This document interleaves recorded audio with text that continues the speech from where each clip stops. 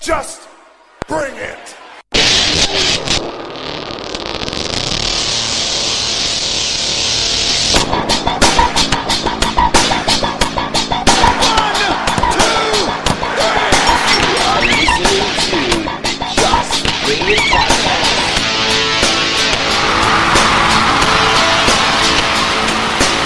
It is us again, the Smark podcast.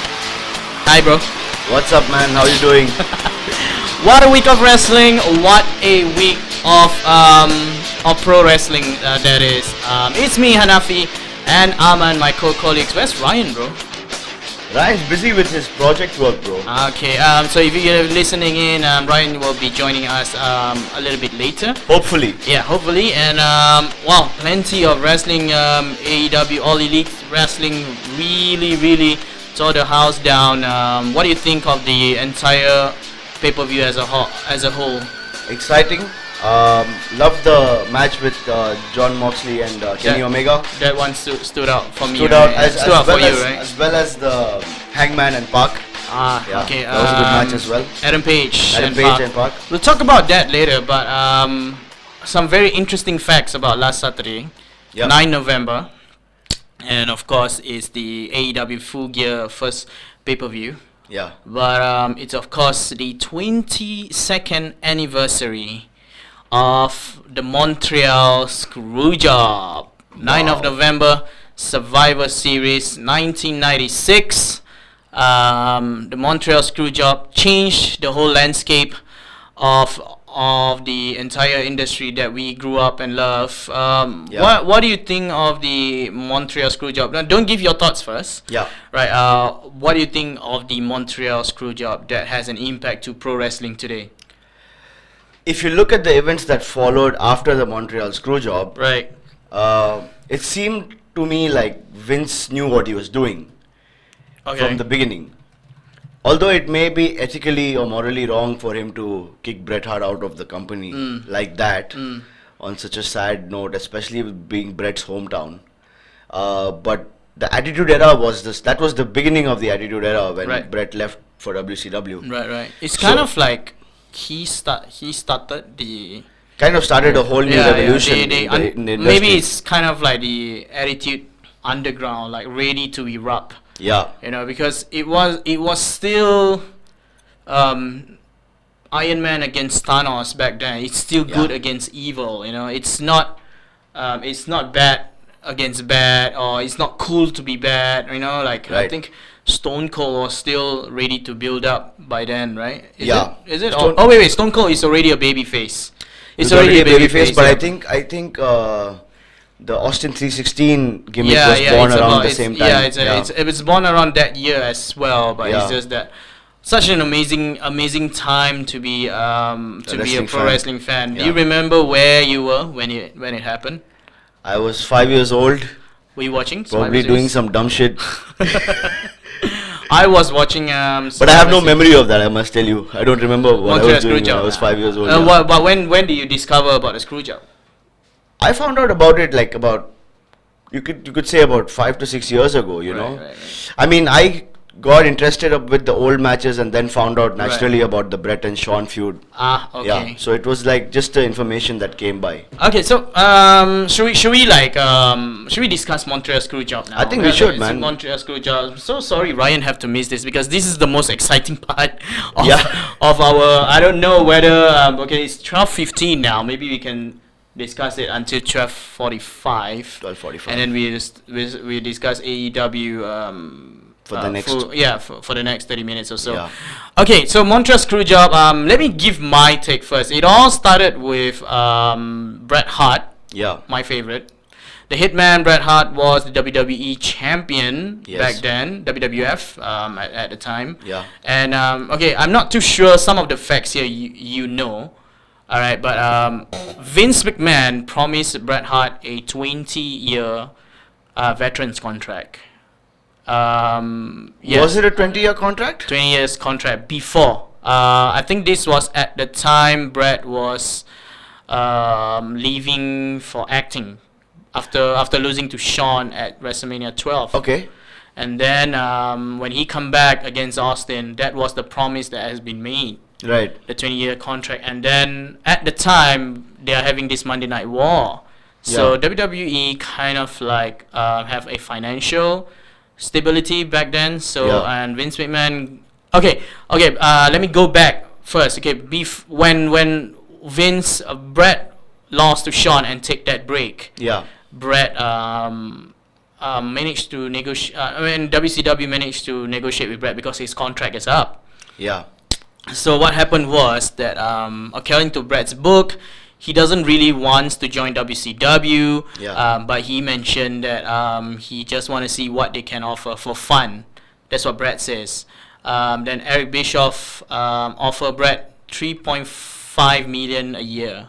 Wow. Yeah, and then Brett says that he doesn't want 3.5 million a year. He says he wants 1 million more, 1 million less than what Hogan is making. Okay. So why is that though? Why did he say that? I think he just want to see whether WCW can offer him. Okay. But then Eric Bischoff says that we'll get back to him. At the same time, Vince offered Brett a 20-year contract with lesser pay. Oh, okay. Yeah, very less. Yeah. And then, so Brett was, they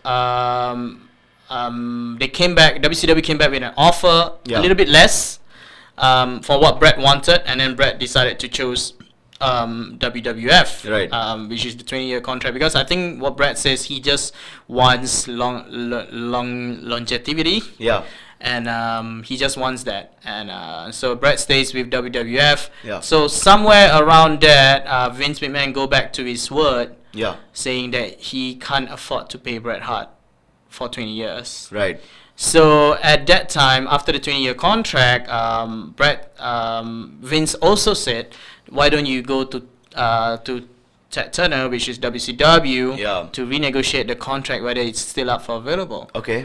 So. And that really hurt Brett, you know, because the promise was being made, and then, you know, but it's I figure it's not been delivered yet. Yeah. It has not been signed yet, so I think that's why Brett can't sue WWE for that. Right. Right. So it seems like a well planned screw job, you know. Oh, like, but okay, it's to me, okay, this wasn't. I'm just telling you this because there's a story to all this. Right. Okay, because this is where, over my years of reading Screwjob interviews and stuff like that, right? Yeah. Right. This is where it all started. So what happened was Brett renegotiated with WCW for lesser money that he got. So this time around, the second negotiation is that Eric Bischoff managed to secure him a deal of 2.8 million a year. Wow. Okay. Yeah, instead of 3.5. Yeah. So what happened was, at this time, Brett already defeated Undertaker at SummerSlam for the WWE Championship. Right. So they're about to throw all kinds of monkey wrench here, because Brett's already the WWE champion. Yeah. And then you know, he's going off to WCW. So what happened is that he has to wrestle Shawn. Okay, then somewhere 2 months before Survivor Series, Bret Hart and Shawn got into a fight backstage, for real. Okay. I think Brett tore some of Shawn's hair or whatsoever.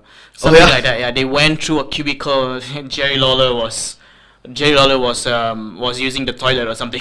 Oh. Yeah. It was a funny story. You can read that out. And then, so what happened was, after all this fight, Shawn made a comment about Sonny and Brett sleeping together. Oh. And then he got out to Brett's family and stuff like that. You know, stuff so like. So it went really personal. It was really personal, and Brett has to counter some of his wife, you know, his wife back then. So it was really, really ugly. It was really, really personal. And then after that, they get the announcement that they're gonna wrestle at Survivor Series. Which is an interesting way the whole storyline progressed as well, right? Yeah. Because part of it was it's a storyline, but then it became a personal thing as well. Okay. Towards the start of the match. Okay, right? it's okay by this, right? It's still not a storyline yet, because it is a war between DX and the Hart Foundation. Right. But both Bret Hart was in a very unique spot where he's a babyface in Canada. Yeah. He's not a babyface in America. Yeah. Shawn is the heel. So technically, it's a heel against heel. Yeah. It's a very strange. Okay, we get to that, but then after that, so what happened was Brett find out that they're gonna wrestle. He's gonna wrestle Shawn. Shawn Michaels, yeah. And then he says to Shawn, we know something about we know we had our personal stuff and like that. Yeah. I'll be professional. I'm not going to hurt you or whatsoever. I'm letting you know that I have no problem letting you pin me, getting you over. And Shawn's reply was, I accept you. I accept that. Thank you so much for saying that. Yeah. I just want to let you know that I don't job to you. Yeah. So Shawn says that. So it's like that boy, Brett, that rough Brett in the right. I mean, come on, man. Like if I say you are a good-looking guy, and you say back to me, I'm not gonna work with you. You know what I mean? Like if you're in the industry of good lookings and stuff like that, I'm not gonna work with you. So and Brett is an old school guy. You know, exactly. That's pure disrespect freaking from Shawn's disrespectful part, from Shawn. So I don't know why Shawn says that. It's never really been talked about. Yeah. Like these days, like. But I've always heard that in the locker room, Shawn always had a very big ego to him. Yes, like, he did. He was very troublesome player. He has this back then, Shawn, before he met Jesus. Yeah. He was in a very bad place. He was saying stuff to the locker room. Yeah. I don't job to anybody, and he's getting away with it. Yeah. And he's bragging it. Yeah. So I think that's why it rubbed people the wrong way. Yeah. And someone Shawn's got with his clique and stuff like that. Absolutely. I think to this day, a lot of people would say Shawn would admit that he's a dick back then. You know, he was. Yeah, a lot of wrestlers actually say about Shawn's bad behavior in the locker room. So and drugs and stuff like that. Exactly. So but this was a time where, when you never say it to anyone, especially to Brett. Brett is the locker room leader at the time, along with Taker and Shawn. Yeah. Right, and then you say stuff like that, you are not gonna get away with it. So, right, when Shawn says that, getting back to the story here, that's where Brett the theory of Brett don't want to lose to Shawn of all people in Canada. Yeah. So that was born like Brett and Shawn with Vince McMahon is in a very, very rough spot. Yeah. So what happened was that Vince tried to negotiate with Brett over the phone, and then with Shawn over the phone. Brett says he's not gonna lose to Shawn in Montreal. Brett's idea was disqualification, and then he loses to Austin the next night on Raw. Okay. Because Brett's contract with WCW start in December. So Survivor Series was in November. Yeah. So I think he's still got plenty more dates. Yeah. And people listening in might think that, then why did Vince screw Brett?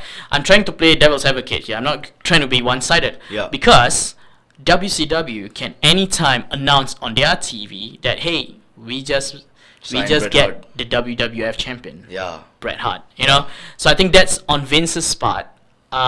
So what happened was, from what I've heard, Bret just wants to beat Shawn at Montreal or not lose the WWE champion, just to gain validation from Shawn to show that he respects him. Yeah. So Vince went on with Bret, Vince went on with Shawn. Yeah. At the same time, Hunter Triple H was like, he's moving out because in wrestling traditions, it's like if you're leaving the company, you have to lose. Right. Yeah, right. That's wrestling tradition right there, because there's no point in promoting you. Yeah. You know what I mean? It's because you're leaving the company. So and then Triple H went, you know what? If he doesn't want to do business, we'll do the business for him. And then at the time, Vince didn't bought it. Yeah. Vince didn't want to do it and stuff like that until the second last hour of 9 November. Yeah. Vince instruct. This is the funny part. Vince instruct Gerald Briscoe. Yeah. To teach Shawn. Some martial art kung fu. In case Brett beat him up. Oh shit. It's super funny. Every time Gerald Briscoe was teaching Shawn like how to fight and stuff like that, in case how to get out of a hole and stuff like that. At the same time, the idea, as far as Brett is concerned, here's how the match is gonna pan out. Yeah. Referee's gonna go down. Brett's going to they're gonna end with a DQ. Yeah. This is what Vince told Brett. We're gonna end with a DQ, and DX and Heart Foundation are gonna come in, and it's gonna be a DQ. Yeah. The only problem that, as far as Brett is concerned, the only problem that they don't agree with is whether Brett is gonna punch China. Yeah. So because in Canada, maybe he punched China, he will get a ooh ah whatever. Yeah. So that's the idea. And then what happened was it is what it is. So but you know what though, from what I've heard, guys like Vader, who has been in this situation before, he got screwed before. Right? He warned Brett as well. He warned Brett as well. He warned Brett like don't kneel down and whatsoever. So and then the screw job happened, and Sean was playing pretend that he doesn't know about it. Brett spits in Vince's face. So anybody who's listening in, so technically wrestling is predetermined. So one of the members in this match doesn't know what's going on, and they screw him out, do a submission finish. He didn't give up. He didn't tap out, and then called the bell. Hebner called for the bell, and then it rang. Bret Hart came out of that as the hottest commodity in pro wrestling. Because backstage he punched out Vince. Undertaker knocked on Vince's locker room, asked him to apologize. And then Vince was there, and everything was set in tone for a new era to take off. It was the most. As a Bret Hart fan back then, I actually thought it was a work because I didn't know back then. Exactly. I didn't, and until like Bret Hart didn't show up on Raw. DX make fun of Bret Hart, and Bret Hart, I think the midget Bret Hart came. Right. And then I know, oh shoot, this is not a work at all. And then WCW stung him to death, man. Seriously. And then WCW also was like not doing anything great at that point of time. Because as soon as Brett left for WCW was when the Attitude Era took off and WWE became. No, but the thing is, WCW is so goddamn stupid. I don't know what they were thinking, man. I mean, it's chicken on the table. It's platter on the table, it's everything.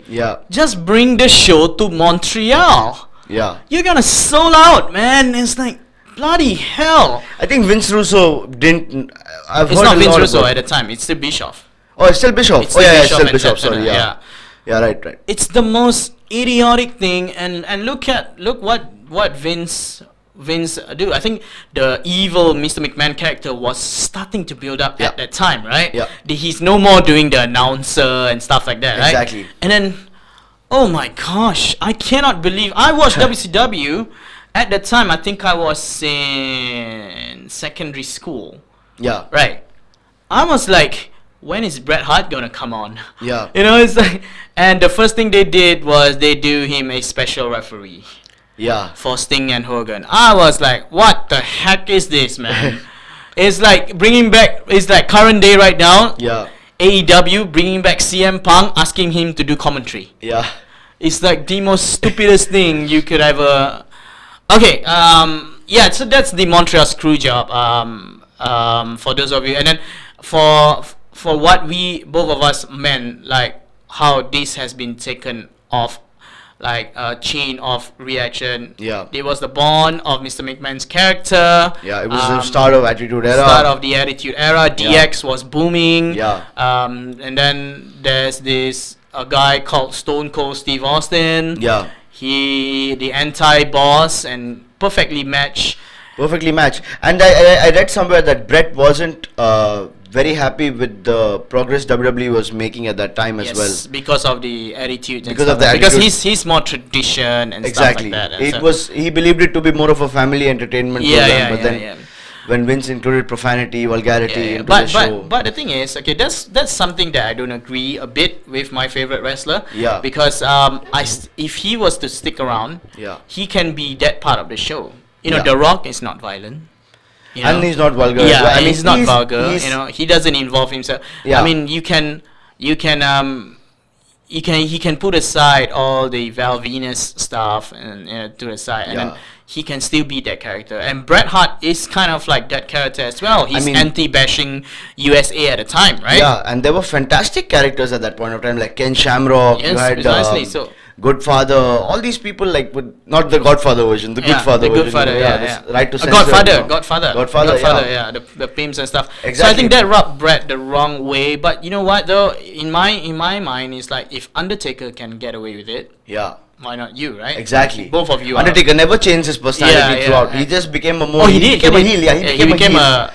But he never lost his persona. He became a satanic ministry. Exactly.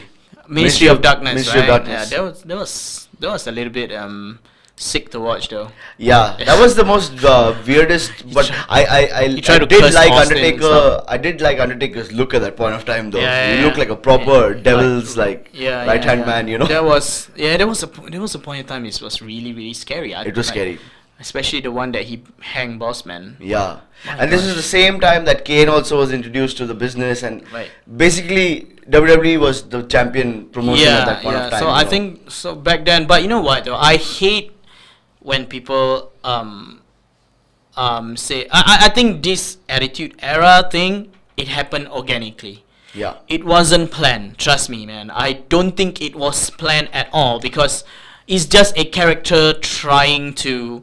They're trying to find something. They plot DX there. They plot Hart Foundation there. Yeah. They plot the Nation. Of Domination there. Yeah. They plot Austin there. I don't think. I think Stone Cold was just there to replace Bret, but they never really expect Austin to go to such high levels. Yeah. So it wasn't. Trust me, man. I was a wrestling fan. I was a pro wrestling fan. It just happened organically. It's just suited, It's just suited McMahon, the boss. And at the time, we want to punch our boss. Exactly. We want to punch our teacher and stuff like that. And Austin just came in the right time. The gimmick came at the right time. Yeah. So I mean, even I read this somewhere again that WWE, when Vince made Raw is War, when he turned the whole company into that complete aggression state, you know. And that was the time also that he brought in a variety of wrestlers as well into the business. Right. It was not just heavyweights and superpowers, you know. Right. That's the light heavyweight. A lot of light heavyweights, a lot of cruiserweights, a lot of acrobatic, athletic wrestlers came into the game. And I'm so glad you mentioned this, because WCW again had some of the best. They got what? Dean Malenko. They got Eddie Guerrero, Chris Jericho, which by the way, WCW tapped first on ECW. I think Jericho was at ECW. Lionheart. He was a Lionheart back then. Absolutely. Everything that WCW had is money. Exactly. I cannot believe how. Man, they had the best luchador roster. I feel, Rey Mysterio, everyone was there. Right. And they are the first. Considerably, they are like the first wrestling company who introduced American crowd by that time. The luchadors, the Japanese wrestlers. You know, I think Thunder Liger is there as well. Right. And it was so great. Like they had some crazy wrestlers, man. Like Sting, Vampiro. Yeah. And these were crazy characters, back then. And look what they did with Sting. Yeah. It's like they got no idea. Yeah. Sting was pushed to the background. Yeah. Until they don't know how to stop the NWO. Yeah. Until they use Sting, because they use Sting as this one guy where WCW has turned their back on him. Right. And then they use him to. I think this was the time when Brett was the referee at Starrcade. Okay. And they still managed to screw that up. Oh damn. Yeah, it was. I don't know what was it. Do you know about that? I actually don't know about what exactly happened. The plan was Hogan against Sting for the heavyweight title. The referee was in Hogan's back. Okay. Nick Patrick or something. Right. And he was supposed to do a fast count. And then Sting will lose, and then Brett will come out. Brett will be against referee with fast count. But he didn't. Okay. He count normally, and then the match was over. And then Brett came out like a stupid idiot. Yeah. Like, what's wrong with that count? It's nothing wrong actually. It's just a normal count. So WCW was a wreck at the. I think that was the beginning. The beginning of the downfall of the downfall of WCW. Yeah. You brought Bret Hart with so many money. Yeah. Good for Bret. He's just hey. Yeah. But you don't do anything like what I said right just now. All you need to do, bring the show to Montreal. Yeah. Sell it Montreal loves Hogan. Yeah. Montreal loves Bret. Bret. Silver platter. Yeah. World heavyweight champion Hogan and Bret. Yeah. All you need is the build up. It's surprising that they didn't even They didn't try even it or come. think They about didn't it, even came to Canada, bro. Yeah, they came. Oh wait, they came to Canada. Yeah. Remember Bret with Goldberg, the one that he did with Goldberg, the Right. Okay. Goldberg spears him, and he was wearing a metal thing with a chest. Right. Let me just check it up once. Yeah. Apparently, Bret cuts a promo that he can beat Goldberg in 3 seconds. Wow. Okay. Yeah, and then Goldberg came out. That was in Calgary, if I'm not mistaken. That's not even in Montreal. Okay. And then Bret says he can execute Goldberg anytime he wants. Yeah. Goldberg spears him. He lays down. Goldberg lays down, and then Bret gets up, pin himself 1, 2, 3, counter pin himself as slowly as he can. Yeah. Open up his Canadian jersey. He was Yeah. wearing a jersey. He has a metallic Plate. on him. So and then Bret was mentioned. That was the best thing that he did in WCW. It was the only best time he It's had. the only in best WWE. thing he did. He won the World Heavyweight Champion too in WCW, but Yeah. that was too late until Goldberg super kicked him. And then that's I cannot believe that. And then Shawn, how about Shawn? Shawn went on to lose the title to Austin at WrestleMania, the Mike Tyson thing. Yeah. And then And then had a feud with the Undertaker, right? no, he went sabbatical. Oh, he went sabbatical, yeah. He got a spinal injury. He went drugs and stuff like that, and then he returns. And then he's a new person. This is when he returns after like about 6 or 7 years later, right? Right. This is when it was like 2002 or 2003 he came back again. Yes, Yeah, the one I that he remember. returned against Triple H. Right. So that was the whole story of the Montreal Screwjob. Pretty interesting. So you mentioned off air just now that you got something to say, some trivia or Interestingly, my friend, you have said most of the things I read about today. So so you know more about this than me. something. It's not that. It's just that It's just that I'm a Bret Hart. You're a Bret Hart fan. Yeah, Bret Hart and hero, it's a given. though, so- But a lot of the things, like it's exactly what you spoke earlier about Vader warning Bret Hart Right, and right. how Earl Hebner, Shawn, everyone was in it except Bret.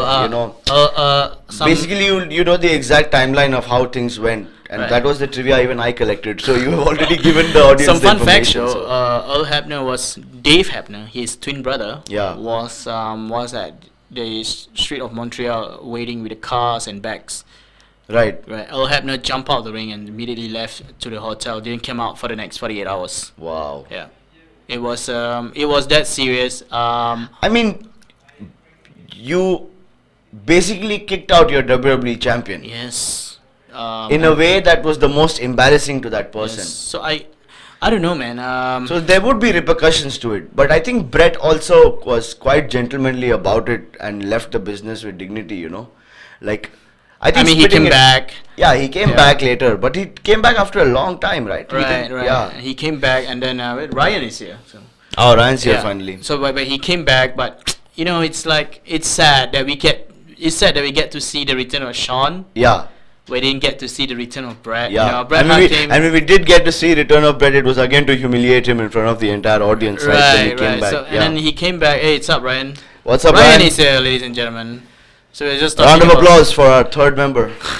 we're just talking about the screw job. So, but then Aman, while waiting for Ryan, let's still continue to discuss this. Yeah. It's We have a still- couple of minutes on it still, so. Yeah, it's still like I wish to see like Bret Hart and The Rock.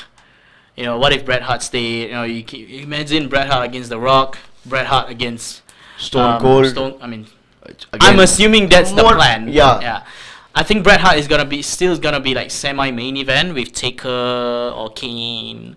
Like in WrestleMania 14, right? Shawn and Austin headline WrestleMania, Yeah. and then Kane and Undertaker's semi-main event. Yeah. Right? So I still think Bret Hart is still gonna be there if he hadn't had left, and I still think the Attitude Era he's gonna he's gonna he's gonna do. Yeah, what's up? Can you guys hear me? Yeah, I can Yeah, we hear can you. hear you. Hey, closer to the mic. That thing you can. Yeah. Can you hear us? Yes. Okay. Yeah. So Ryan, you want to join in? We were just talking about Montreal Screwjob. Like, what's your take? You, I believe you not too familiar with Montreal Screwjob. That's like the most funniest thing ever, man. But what do you know, like Montreal Screwjob? What's your take on all this? What Closer, I know, closer. or Yeah. what's my Yeah. What's your take? You already know what's it Yeah. about, right? Yeah. my take is Vince McMahon is a bitch. We have to edit that out. We can beep it out. Yeah, but But it is a fact. it is what it is. But Yeah. at the same time, if the Team director, dirty lah. but at the same time, if the director of the show says you're gonna die in the film, Yeah. But you have to let the person know, right? right? And this is the cause of you joining us now, because I told Aman what's the backstory behind it. Is that Bret Hart wasn't there's a reason behind it between him and Sean. So I don't know, man. I still think I'm on Team Bret. Yeah, you do feel bad about Yeah, the dignity whole, comes the first. whole way it happened, the whole Yeah. process, the way it took place. You feel bad Yeah, about that. Yeah, dignity comes first. But from yeah. a marketing perspective or from a business perspective, I think that was the greatest move that pushed WWE to the greatest heights. Yeah, You know. But the thing is, So- what bothered me the most is that Yeah. Bret Hart's contract start in December. You don't have to do that. Yeah, it was a Right. it was the hit below the belt. You know. Yeah, it's like, and you to do that to Bret, Yeah. and muzzle to some of the wrestlers who boycott the show the next night. Yeah. Guys like Mick Foley, they stay over 2 weeks, and then Bret called Foley saying you have to go to your show or else you'll get sued. Yeah. So, and then it leads to a tragic of events. Neidhart was let go. Bulldog was let go. Owen wasn't let go for some reason. McMahon loves Owen. I think he Which was is also building. a bizarre thing. You think about it, man. I mean, Owen Hart died so tragically Yeah. in the business. I think if Bret was there, I think Owen wouldn't. I think Owen, because there was this whole speculation that Owen didn't want to be that He gimmick. didn't. He did not. He was documented in the documentary. Yeah. Yeah. So he was afraid of even heights. that seems like something that's an internal Yeah. planning. Be- Yeah. I may be wrong by saying this. but- Ryan, do you know about Owen Hart's? I know about the death lah. Yeah, the death, right? Do you guys realize that when he died, he wasn't the Owen Hart, right? He was a Wearing character. a mask, right? Yeah, he was a it's blue. He was some blue something. Blue blazer. Blue blazer. Yeah, he was a blue blazer, and he was supposed to. He made this entrance on Raw on top of a stage. Yeah, blue blazer. It was on top of a stage, just like 4th floor, and then he jumped down and he made like a super entrance. But on the pay-per-view itself, at Over the Edge, it was not the stage; it was the whole stadium. Yeah. So kind of like what Shawn did on WrestleMania 12. So that's where he Yeah. fall onto the turnbuckle, and then it's It's the that's- most tragic But thing to happen. if Brett was there, I don't think it would have happened. Yeah, I feel Why? so too. Because Brett have creative. Brett is the locker room leader. He would tell Owen that's stupid, right? He actually mentions it in an interview In an as interview, well. right? That he didn't want Owen Hart to take the gimmick. Yeah. And they got nothing for him. Yeah. The Black Heart wasn't. I think he was that Black Heart. There's this gimmick called the Black Heart, meaning like he's out for revenge to McMahon of all the Hart families. So they create that character. They create that storyline as well.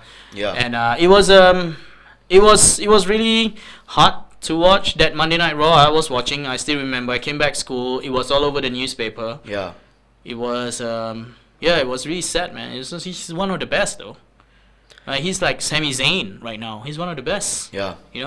So I think the entire Hart Foundation was filled with abundance of talent. You had it British is, Bulldog man. and Brian Pillman. yeah, you had Neidhart, the annual Neidhart. Ryan, you mentioned you love Kennedy, right? Yep. Brian Pillman is like was the mic god. he's like the Mr. Kennedy of all. Yeah, you know what? He does reminds me of Mr. Kennedy. Blonde. I'm pretty sure he got his loud inspiration mouth. from there as well. Yeah. You try to Google Brian Pillman. I'm so surprised you don't know about Brian Pillman. He was a former partner of Stone Cold in WCW, the Hollywood Yeah. Blondes. Hollywood Blondes. He was a crazy son of a. You know what I mean, right? Yep, yep. Yeah, he was. He has this Dean Ambrose character, John Moxley character. Lunatic character. Yep, yep. And he, you know what? The first act of Attitude Era, Austin went to his house. Right, they do this like a gimmick backstage, a storyline that Austin is going after him. Yeah. My gosh, it's like what? He pulled out a gun, bro. He pulled out a gun and then everybody was shouting in the house, and then it went blank. It went to commercial. Everybody don't know what's going on. It's like, holy crap, man. Back then, Singapore was still like SCV, Singapore Cablevision. Yeah. They got no censor at all, though. Yeah, it's part of the storyline. Yes, it's part of the storyline, but it blurred the lines. The first act of Attitude Era, it blurred the lines of this is what they're going for. This is before Val Venus, Pawn Star, what gimmick, or the Nation race gimmick. This was before Corporation, Undertaker, Corporate Ministry, and stuff like that. It was before, and this was the launch of Attitude Era, if you were to ask me. War. Yeah, so that Montreal Screwjob really is a chain of action that leads to the greatest success in the WWF. Yeah. So it was fun, but I don't know. My last words for this. Before we move on. Yeah, before we move on, I still think I'm on Team Brett, and I might be biased for this, and you know what's sad about it is that after Brett and Sean fight and all that, right? Yeah. And then Sean lied to Brett saying that he doesn't know, he's not part of it. Yeah. Before that, Brett and Sean hang out. They like have dinner. They like because Brett was moving to WCW, so they kind of like have this, they have this traditional wrestling respect that they hang out, and then Sean was like, oh my god, I'm gonna hate myself. I'm gonna screw the guy that I just, you know what I mean? Yeah. It's this wrong timing for Sean. So that's why over the years Bret Hart always called Sean a chicken Yeah. So it was hard. I feel for Sean. I don't feel for McMahon that much though, because you trying to tell me you go back your word on a 20-year contract, but you can pay Mike Tyson? Yeah. Look, McMahon is a businessman at the end of the day, and I think collectively we all are on Team Brett in this situation. Yeah. Yeah. But I think from a business, But we from a try money to be standpoint biased. of view- We would not try to be biased. Yeah. But the thing is, I think McMahon was feeling the pressure as well. NWO has started Yeah. over on the other show. Yeah. And it And was they anticlimactic, were- but like, I think They were it technically became such a kicking historic WWE. event in the whole promotion, in the whole business. Yep. Everybody knows about it, Yeah. Technically, they were kicking WWE's ass. So. Yeah, they were, and Vince had to make some moves, Yeah. Oh well. Well, Ryan, that's- any final words on the Screwjob? It's the 22nd anniversary on the Montreal Screwjob, or any questions that you would like to know that maybe me and Aman can attest to it. Did Bret Hart ever after the Screwjob did he come back to? Yeah, when Many years later, he did 2010, appear. yeah. And he was inducted in the Hall of Fame as well. yeah, but at the time he can't wrestle anymore. Yeah. Yeah. All is forgiven, but why do you ask that? You're still trying to figure out whether it's a work or shoot. No, I right? tried to see if he like hold grudges after the incident. He did several interviews and stuff like that, but the sad part is WCW don't know what to do with him. Yeah. Bro, Bret Hart, he just punched out Vince McMahon, right? The whole wrestling industry heard about it. He was the hottest commodity in wrestling. He was CM Punk now, the hottest commodity. Yeah. All WCW need to make money is just bring their show to Montreal. Right? And you have Bret against Hogan for the WCW title. Yeah. I think that one, I think people from Asia also will come to watch that match at the time. So I don't know what WCW was thinking, but we already discussed this. We discussed this with Arman. So yeah, we can head out to our next section. Let's do it. My gosh, a week of wrestling. Like I mentioned, after mentioning the anniversary of the Montreal Screwjob, we also got All Elite Wrestling's. What's the name of the pay-per-view again? Full Gear. Full Gear. So Ryan, let's start with you, man. What's Full Gear? What's Full Gear? What is it about Full Gear? Just jump straight into it, man. Which Cody match? Rhodes, if he lose, he will never fight for the AW Never World challenge Championship champion. again. So which match stands out for you? That definitely the main event, the John Moxley. Moxley and Omega. Yeah, and Omega one. The one violent, brutal. Brutality to the next level. What do you like about that match? Seen stuff that I never seen before in the wrestling ring, like the table with the mouse trap, I guess. That was a very creative. Oh my weapon. gosh! Yeah. Mousetrap. I think the ECW doesn't even do that. Yeah. That was, that's what it shows. Right? It shows that there's creativity in AEW right now. They still have the freedom to Yeah, do stuff like that, yeah, you know. Yeah. And So- they're not family friendly as well. That's why I Yeah. think it appeals more to guys like us. Yeah. The Smark. Yeah. We came from, in the case of Ryan, he came from the Ruthless Aggression era, which Yeah. is right after the Attitude era. Yeah. Right? I think we love it. We love the violence. I Yeah. think WWE is just about. It's cool now because it's in the Survivor Series stage and teams against teams. It's the invasion part. Yeah. Right, and then that's cool about it, but nothing can beat. So how about the spot, the ones that everybody's talking about, the barbed wire. The barbed wire. Head on Last over part. to my Instagram.com/magicians_code. I give my take on that spot. Freaking my God. What was that? Speechless, man. You're talking about the last part when he, No, the suplex, Moxley the suplex Omega suplex. into the barbed wire. What do you think of that? That came out of nowhere, man. The barbed wire, like. What do you mean nowhere, out of nowhere? They kept breaking boundaries as the match was progressing. Yeah, this- When you think that things couldn't get any worse, they bring out a more Yeah. destructive weapon and they You know what's missing, right? flames. No. Oh yeah.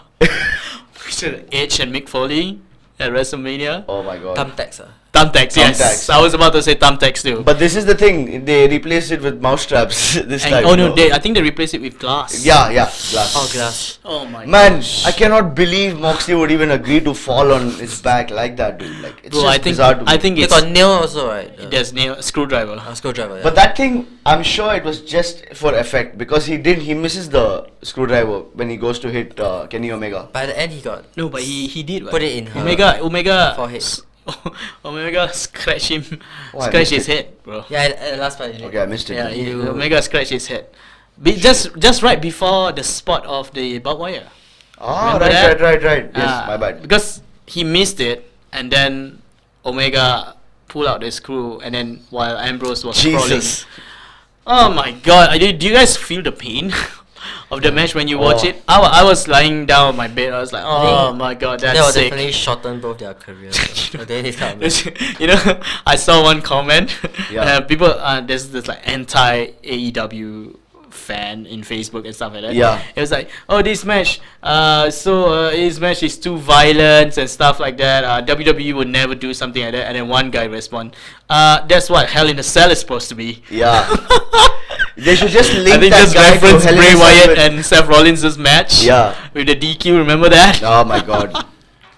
But also, that person who said that WWE can never be like that should watch Mankind versus Undertaker. And Yeah, I mean that was a different time though. I mean, I know, but still, it's the same promotion, right? Like, But you guys, do you guys think this is like the best match in the last 10 years, or maybe a decade, or the best match that you guys ever saw? it was exciting for sure, man. Yeah. You know, I mean, I'm talking about match. I'm not talking about wrestling matches. Wrestling matches is different. If you're into violence. you might do it. Yeah. Because to me, yeah, I still stood out Taker and Mankind in Hell in a Cell. yeah, that's a historic event. That was. But that wasn't supposed to happen, right? The falling off the. Yeah, there's a lot of spot. You know what though? That match. Every time people like, it used to bug me when people say wrestling is fake and stuff like that. Exactly. Right, It's but the most stupidest statement people can it's not make. fake. It's just predetermined. Yeah. It's scripted, but it's not fake. Every time people say that, I show them that match. Yeah. Yeah, I show them Undertaker and Mankind. How do you fake how to fall? But haters will say that announcing table is made of cushion or Yeah, some shit. yeah. Yeah, I that's used to very soft, it used to but- bug me, but not anymore. Yeah. Yeah. So, Foley took some intense damage in that match and still fought. You know. even Vince was like, don't ever do that. Thank you very much, but don't ever do that again. Yeah. He was saying, I don't know, man. To me, that match yesterday, Moxley and Omega, Comes close to a match like Mankind. There's a little bit of storytelling, a Yeah. little bit, because that's why they make it a lights out match. And do you guys watch the announcer at the first? AEW won't be responsible. Do you know about that? Oh no, I didn't. It was announced in the in before the match start, right? I think the announcer was like, when the lights came back on, AEW won't be responsible for the two guys that is, whatever happens to the two guys. I forgot the words that they are using. So that's why it's called lights out match. No holds barred, unsanctioned, and to me that's a little bit of storytelling. But when they tell it's a lights out match like that, I think that's where they just want to hurt each other. They just want to bring up the ratings for this, and that's the reason why both of them closed the show and not the heavyweight title match. So I think a little bit of storytelling in that, but the perfect violent wrestling match that I ever watched, sadly, it is from. I mean, not sadly.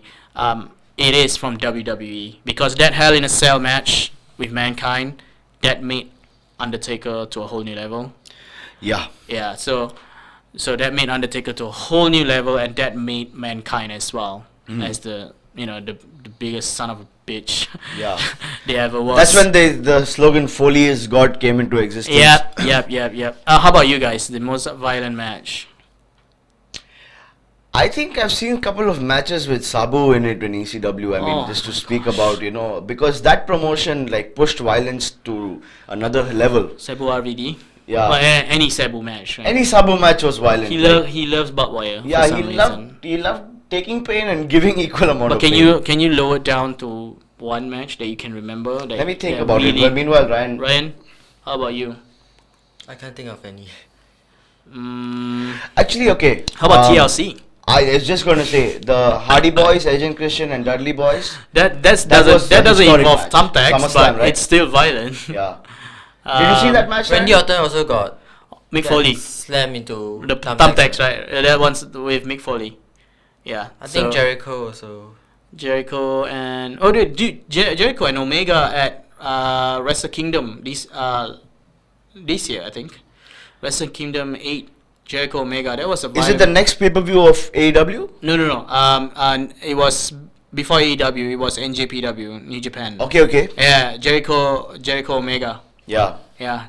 So that was violent. There was the spot where Omega set up a table in front of a crowd and it backfired. Jericho pushed him, and I think that was a spot. I think, if I'm not mistaken. Okay. Well, Dave Meltzer gave it like 9 out of 10 for that match yesterday. Yeah, it deserves a 9 out of 10. How about you? I would give it a 10 out of 10. 10 out of 10? Yeah. Seriously? Yeah. It had everything, man. Like it had like two wrestlers cooperating with each other and pushing themselves. I'm not a big fan of violent match, but I'm a big fan of psychology and storytelling. For the way they're willing to sacrifice their body to their level, I'll give you a 10 out of 10. Yeah, exactly. They put their body on the line in a severe. I would still give 8, just because the violence takes place like every 3 minutes. Yeah. There's no trying to prevent or whatsoever. I don't know, man. I have my own taste. Melzer gave it 9 out of 10. Speaking, dude, sorry to interrupt you there. Omega's moonsault.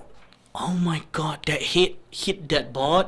Yeah. You know what that reminds me? Brock Lesnar trying to do the moonsault at WrestleMania 19. My gosh, that was such a botch, though. I mean, Brock Lesnar completely missed. That was a botch. But I don't think Omega is a botch. Omega is not a botch. But it. But they removed the mat and they're fighting on the wood at the end of it. Right. I don't think that's ever been done in a wrestling match, though. They're pulling out the mat and fighting on the wood. There is. I think when Nexus came in to invade. Okay. Yeah, John Cena and CM Punk. Right. Yeah. They pull out the ring and stuff like that. Insane. Yeah, I mean, but in terms of matches, it has not been done. Lesnar and Taker did it in Hell in a Cell last year. Last year or 2 years ago, they pull out the ring. Oh, okay. Yeah, the second Hell in a Cell. After SummerSlam, remember that Taker Brock loses to Taker due to some controversy, and then the rematch was in Hell in a Cell. Okay. Yeah. So that was where they pull out the ring board and stuff like that. Right. Brock Lesnar end up F5 taker on top of the On the wood. Yeah. Jesus. You never watch? I'm That's not able to recollect most this probably match. the final physical Undertaker match. Yeah, it was with Brock. So yeah, and then yeah, that's about it actually. How about the This was 2015, the Brock Lesnar and Undertaker match. 2015, 2016, something like that. Okay, Yeah. okay. Okay, let's move on. So the World Heavyweight title match. Before we move on to the World Heavyweight title match, I think another match that was really good was Pac and Adam Page. Adam Page, I think Hangman. a lot of them You wanna showcased talk a about lot of that? athleticism in that match. Yeah, you want to talk about that? We start late though, so we still have time. Yeah, we have like 10 minutes more to Yeah. go, so I just want to say that I feel, to me, that was the most exciting match of the entire Really? pay-per-view. Yeah, I I feel still. it was quite fast-paced as compared to the other matches. Okay. Yeah. How about you, Ryan? Did you watch that match? Yeah, I did. Pac against Page.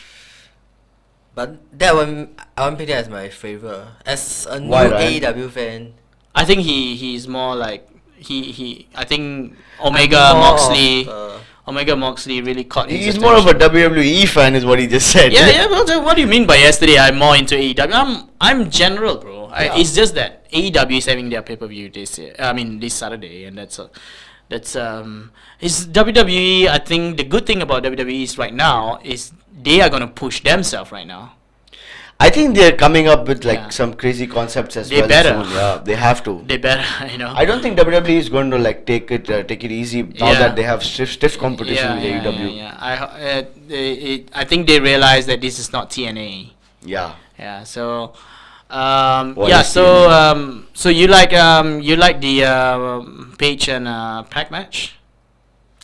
I like Adam it. Page and Pac. Yeah, I like it. You like it? What are you like about? Explain to us more, bro. The match. I know the Pac Yeah. from WWE. Right. Neville, right? Yeah, Yeah, Neville. he's a very talented wrestler. And his very character, acrobatic. in AEW, it's much more intimidating for some reason. Exactly. I Yeah. didn't know it was Neville till Ryan pointed it out to me today. Yeah, it was size. Neville. Yeah. Because he had a completely different physique in WWE. Right. And he's super built now. He's super like ripped now in AEW. So And his gimmick is a bit like very intimidating, kind of like Moxley. yeah, he looks like a punk, you know. He looks like a very outlaw kind of a person, you know. It's That nice. always works great for him. Yeah. And he cut good promos as well. Nice. You know, he have the look. He can go. He's like RVD to me. Yeah. You know, so It's now not like strength and high flyer. yeah. I think mixed he's together. like besides Cody, I think he's like the perfect 2019 of what pro wrestler is supposed to be. Right. Right. It's a balance of both, right? Yeah, he can work physical as well. and a high flyer as well. Yeah. All right. Let's move on to the next. What else we got? World The main Heavyweight event. title. I mean, the co-main world- event, yeah. right? The co-main event apparently. Chris Jericho against Cody Rhodes. If Cody Rhodes lost, if Cody Rhodes did not win the world title, he will not challenge for the world title again.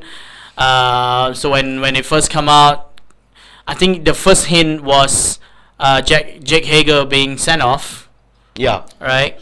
And then they got nothing for MJF. So I sense a turn back then. I watched it live, by the way, this match. Oh, okay. Yeah, I watched it at the time. Okay. Live, and then it's kind of like, oh my god, this is gonna be the night, because it's not gonna make any sense. MJF is still a heel. You Yeah. can't have heel and babyface as friends, except if you're DX or Kevin Nash, and Shawn Michaels. You know. Yeah. I don't know. It's just a stupid idea to have a babyface. So I'm sensing the turn already. I actually thought that they are not gonna bring MJF out. You know what I mean? Like it's gonna be like a sudden, like for example, the Inner Circle will triple team on Cody Rhodes, and then MJF will come out and then clear the ring or whatsoever, and then hit Cody with a steel chair and then lose the title. I thought Yeah. it was gonna be like that. That would have been great. That would have been a typical WWE storyline. Yeah. You know, but I have no problem with it doing it again. The fact that some fans threw a drink at him. Yeah, I saw that also. He thrive on that. He loves that. I mean, that's the successful that's heel the turn. success. Yes, Yeah. correct. He loves that. So Aman, you mentioned you didn't like that match that much. I guess I'm being a bit too critical about it because I found the pacing of the match a bit slow. Right. But that's because Jericho is also like not as athletic as he used to be. Right. I don't know, man. Jericho is still gold to me.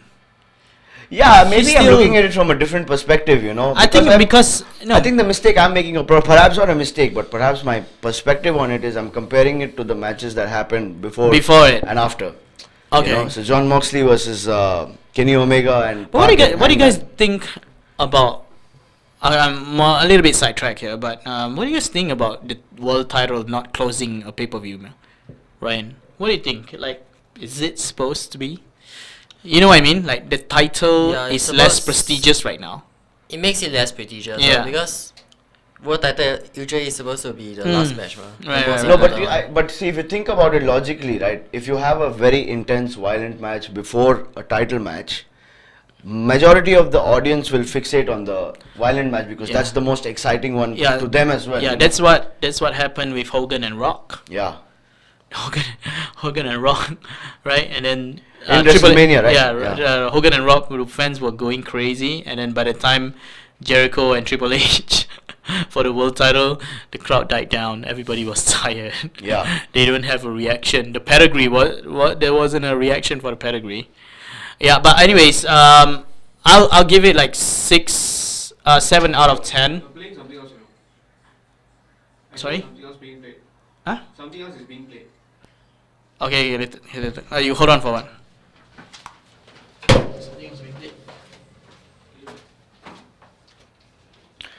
So Ryan, what do you do all this while? Yeah, my he can edit out this part. Yeah, he'll edit it out, bro. Yeah. You'll say whatever you want. Fuck you. Not supposed to abuse on air, Ryan. I was genuinely asking what you were doing. He can cut it down like Hamza when he edit. Yeah, of course they'll edit it, bro. You think this part will go on air or what? What am I doing just now? Oh, I was in my team now, filming the. Okay, guys, we're still on air, by the way. Sorry about that. Yeah. So, going back to what we discussed earlier, it's what do you guys think of the overall finish of that match, the World Heavyweight Title, AEW World Title match? I'll be honest, I was hoping Cody Rhodes wins the title. Right. Because it would make him seem like a cooler boss of the show as well, because he's one of the co-founders, right, of AEW. Right. So, but I guess this is why he was willing to not take the championship as well, because he already has quite a lot of control over the business. Yeah, he doesn't want to look like Triple H, right? Yeah, exactly. I think it's a fair play from Cody's part. I think it's a gentlemanly play from Cody's part. I think to me Jericho it's a smart way to keep Cody off the world title. Yeah. Yeah, with the stipulation, and then they can always come back to that. They can always come back like Cody messing around with the inner circle, and then Jericho being forced to put the world title on the line. Don't worry about that non-stipulation, bro. Yeah. That's what pro wrestling is all about. Yeah, I mean, definitely. But that promo was really good, man. Yes, that promo. You want to talk about that promo, Ryan? Yeah. The promo before AEW, before Full Gear. The undeniable about the book, right? Undesirable to unfucking deniable or something like that. Yeah. Yeah, how he talk about how. I think it's always when it comes to promo, if it's real, you can never go wrong. Cody really emoted it well in that promo, man. Like, he really felt it. It came from his heart. You see, but the thing is, Cody Rhodes, it's not a surprise, bro. When he was at WWE, they stick a gimmick of that. He can work a promo. Look at his dad. Yeah. Look at Goldust. Yeah, man. For God's sake, they slap him with a stupid gimmick. And look what he did. But I think Goldust is an iconic character in the show. Precisely. It's like. But Stardust, not so much. Promo as Stardust and Stardust, but look back. I think WWE didn't position him well in Stardust, right? But look at his promo. His promo as Stardust is also very good. Precisely. And then there was this one time that he's dashing Cody Rhodes Cody Rhodes as well. Then the disfigured face also. Yes. He to me it's like he's the 2019 version of excellence of execution. Bret Hart. It's you want to talk about somebody, you want to talk about Edge. Yeah. You want to talk about Randy Orton, Yeah. him, Cody Rhodes, who else? Daniel Bryan. Daniel You know, Bryan. it's all these. It's a mold of wrestlers where they are so accurate, they are so timing. You know, sometimes people psychology they call it. Bret Hart always says psychology. Some people knows it. Some people don't know it. Some people don't even know whether it exists. You know, so I to me Cody Rhodes right now, I think yesterday's match Cody Rhodes has moved up a level. To me, Yeah, to definitely. me. One thing is for sure is that he'll have a lot more fan following Yep. after this match. Right, Yeah. right. What do you guys think of the MJF turn though? I like it, dude. Really? Yeah. What do you think of MJF so far? I think it's MJF for you guys is pretty new, right? Especially you, Ryan. Yeah. Right, but have you followed him? What do you think of him? His look. I know he reminds you of Alberto Del Rio because of And that JBL scarf. in a kind of Is Yeah. he from England? I don't think so. He's from America. Oh, okay. He looks like the Englishman. He looks like that stuck up Rich kid. rich, spoiled rich kid kind Who's of. that guy who Rick Root, is it? He reminds me a lot of Rick Root. Oh yeah. Yeah, very stuck up, you know, stay in character even though he's not in a wrestling platform. Too vain. Too vain, Yeah. you know, and it's gonna be awesome, man. I sense something personal. MJF is gonna strike Cody's family. You know, it's Interesting you say that because this one match when Dustin Rhodes and Cody Rhodes were teamed up against, I don't know who they were fighting Right, against, right. but when they entered, Cody Rhodes entered with his wife, Right. and MJF was like trying to be a little flirty with her, and you know Cody Really? Rhodes was standing there. Yeah, Really, it was really? just this weird tiny thing that I noticed. Oh I don't my know what it God. was. You see, that's the thing, though. It can be really personal now. When you have two friends, Cody it's kind of yeah. like Brett and Owen, though. Yeah. Right? It's oh my God. I'm really at the edge of my seat right now. I'm just waiting for Wednesday. Yeah. What's gonna happen? MJF, I think he's gonna maybe mess around with Cody's wife. You know, it's all kinds of freaky stuff about to happen, man. Yeah. I really cannot wait. Yeah. Um, Exciting times, man. Right. Okay.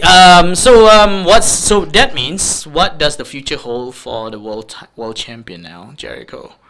Who's up Chris next? Jericho's gonna hold it for quite some time. Who's up next? You guys think? I want John Moxley to face him. But that's the thing. You can't Moxley because Moxley is a heel. I still think they're gonna follow. To me, right? Okay, that's the thing. AEW for now is just now. Tony Khan's just said that Double or Nothing is gonna be like their WrestleMania pay-per-view.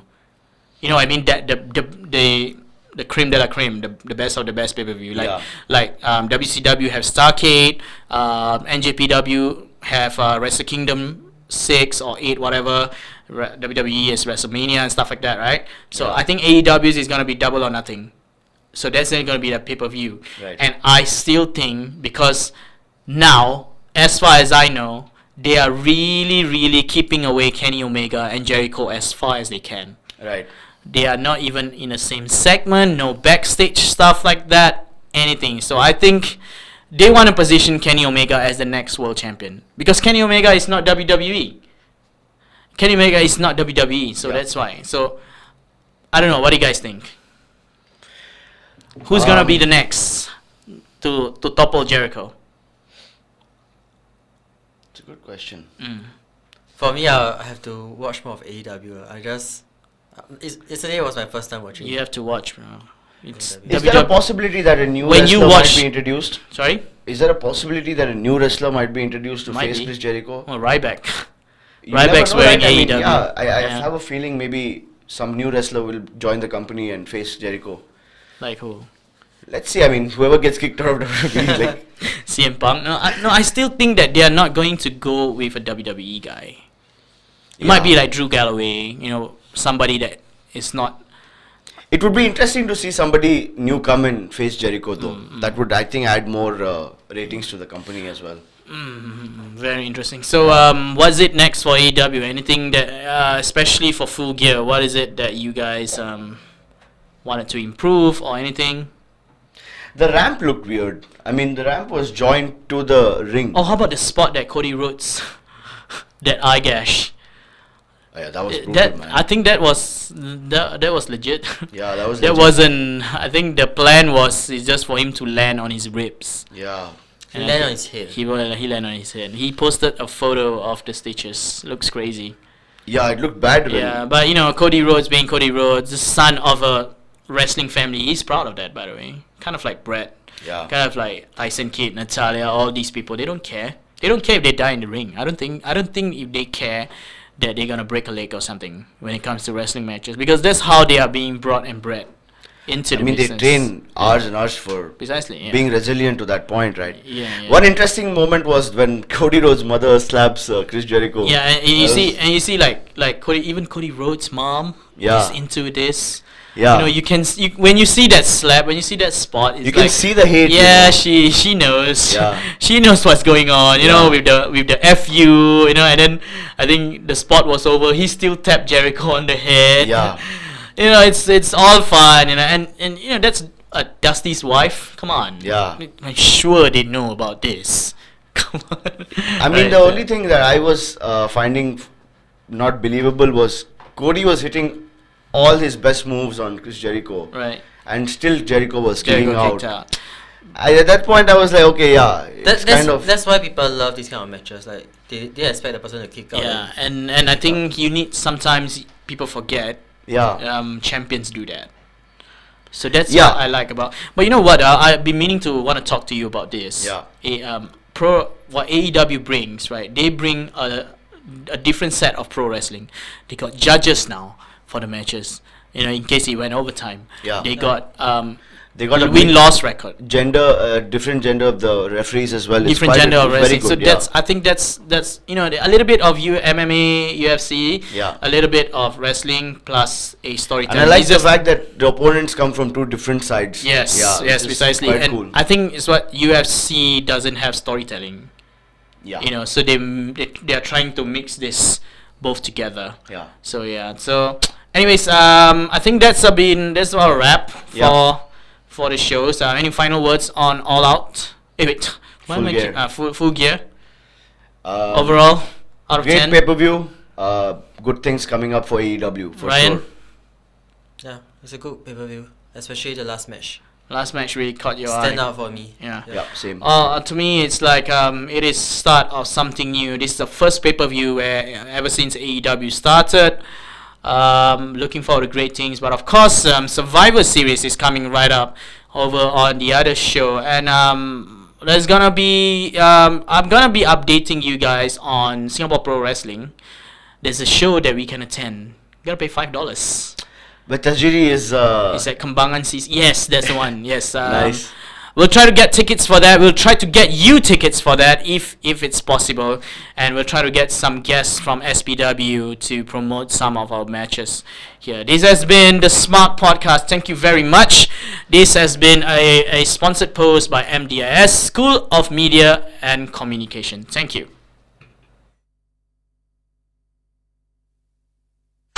Just bring it.